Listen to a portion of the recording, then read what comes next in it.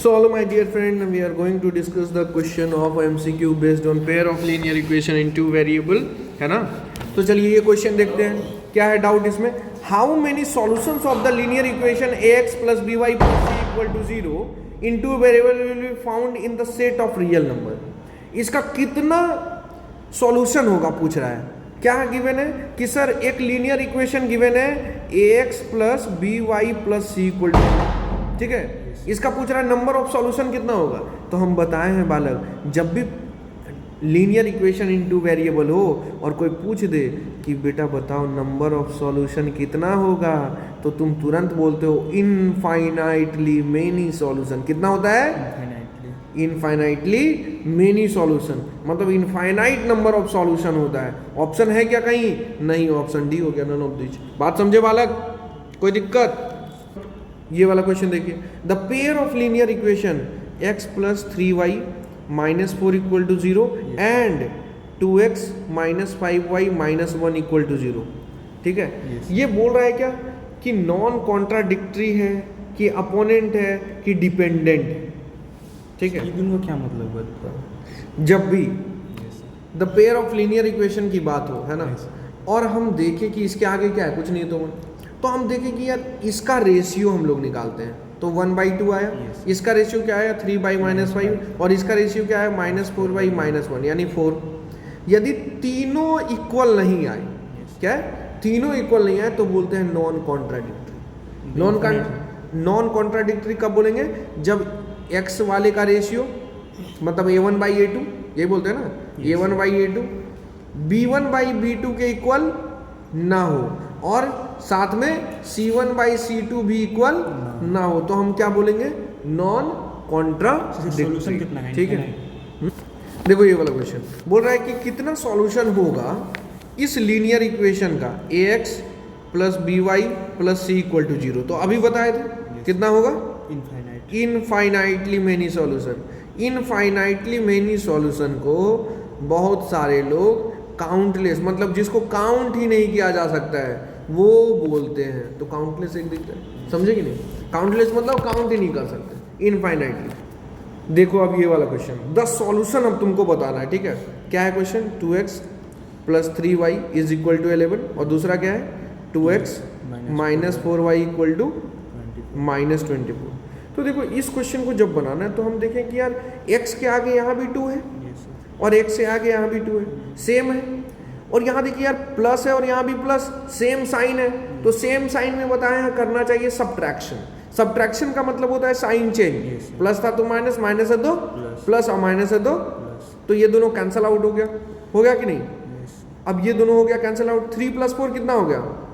7। और 11 + 24 कितना हो गया? 35। तो y का वैल्यू कितना आ गया?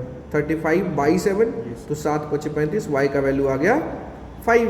अब किसी भी एक इक्वेशन को पकड़िए आप, किसको? एक को लिख लेते हैं, देखो ध्यान से, 2x plus 3y is equal to 11, है ना। और अब y की जगह क्या लिख देना चाहिए? 5, y का वैल्यू आ गया ना। तो ये हो गया 2x plus 15 is equal to 11, यानी 2x इक्वल टू क्या हो गया? 11 माइनस 15, यानी हो गया सर 2x इक्वल टू -4, तो x इक्वल टू क्या हो जाएगा? -4/2, 2 × 2 = 4, यानी -2 आ गया। तो x का वैल्यू -2, y का वैल्यू 5। देखिए किसमें? ऑप्शन डी में। देखो यदि हम रहते तो यहीं पे ऑप्शन मार देते। क्यों? क्योंकि सर y का वैल्यू 5 हम देख रहे हैं बस एक ही ऑप्शन में, ऑप्शन डी में, तो यहीं पे गेम ओवर हो जाता। बात समझे कि नहीं? ठीक है। देखो ये वाला क्वेश्चन बोल रहा है the system of the equation. ये इक्वेशन देखो क्या है? a1x plus b1y plus c1 equal to 0, ऐसे लिखा हुआ है। और दूसरा क्या है? a2x plus b2y plus c2 is equal to 0, ऐसे लिखा हुआ है। बोल रहा है यूनिक सॉल्यूशन कब होगा? तो यूनिक सॉल्यूशन तब होता है जब कंडीशन होता है a1/a2 किसके इक्वल ना हो? b1/b2 के। तो ऐसा ऑप्शन सी है। देखो समझे, ये किसके लिए कंडीशन है? Unique solution. देखो यहाँ पे और भी चीज बता दे रहे हैं। देखो यहाँ सर a1/a2 यदि इक्वल टू b1/b2 हो गया और इक्वल टू c1/c2 हो गया, तो क्या बोलेंगे सर? Infinitely many solution. क्या बोलेंगे? ऐसा भी क्वेश्चन आ सकता है, ठीक है। और सर यदि ऐसे हो गया तो a1/a2 equal to B1 by B2 but not equal to C1 by C2 तो नो सॉल्यूशन, एक भी सॉल्यूशन नहीं होगा। बात समझे? तो कंसिस्टेंट इज कंसिस्टेंट ही बता दिया। हाँ देखो, कंसिस्टेंट बोलते हैं इन दोनों को, Yes. इन दोनों को बोलते हैं कंसिस्टेंट। क्या बोलते हैं बालक? Consistent. और इसको बोलते हैं इनकंसिस्टेंट। ठीक है, याद रहेगा? ठीक है, देखो ये for which value of k is the only solution pair of the, ठीक है, देखो ये लिखा हुआ है 2, ये क्या लिखा हुआ है? RY लिखा है। देखो ये कुछ है ही नहीं, ठीक है, ये कुछ नहीं है। क्वेश्चन बस ये है कि यहाँ पे कॉमा लगा हुआ है, देखो, ठीक है। क्वेश्चन ध्यान से देखो, 2 क्या क्वेश्चन है, 2kx plus 7y minus 5 equal to 0 given है, और इसमें गिवन है कि x का वैल्यू 1 है और y का वैल्यू -1 है, तो बोल रहा है k का वैल्यू बताओ क्या होगा। तो क्या करना चाहिए, x बना लोगे ना, x के जगह रख देंगे क्या 1 और y के जगह क्या लिख देंगे -1। अब इसको सॉल्व करेंगे तो देखो क्या होगा, ये 2k हो गया, ये -7 -5 इक्वल टू 0, यानी 2k -12 इक्वल टू 0, यानी 2k इज इक्वल टू 12, यानी k इक्वल टू 12/2 मतलब 6। ऑप्शन सी आ गया आंसर। बात समझे? देखिए सर, ये जो क्वेश्चन है क्या बोल रहा है, which of the following is the solution. देखो फिर से क्वेश्चन में एरर है। क्वेश्चन क्या होना चाहिए, यहाँ होना चाहिए x -2y इक्वल टू 0, ठीक है, ये वाला क्या है, x -2y equal to 0 and ये है 3x + 4y इक्वल टू 10।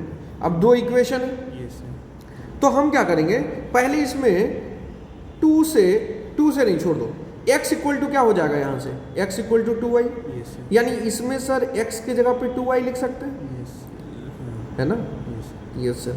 तो 3 2 जा 6y + 4y इक्वल टू 10 हो गया, तो 6y + 4y क्या हो गया 10y इक्वल टू 10, तो y का वैल्यू क्या आ गया 1, y का वैल्यू 1 आया, तो x का वैल्यू क्या आ गया सर, तो बन ही जाएगा x इक्वल टू 2 × 1, यानी x का वैल्यू आ गया 2। बात समझे, x का वैल्यू 2 एंड y का वैल्यू 1। समझे कि नहीं?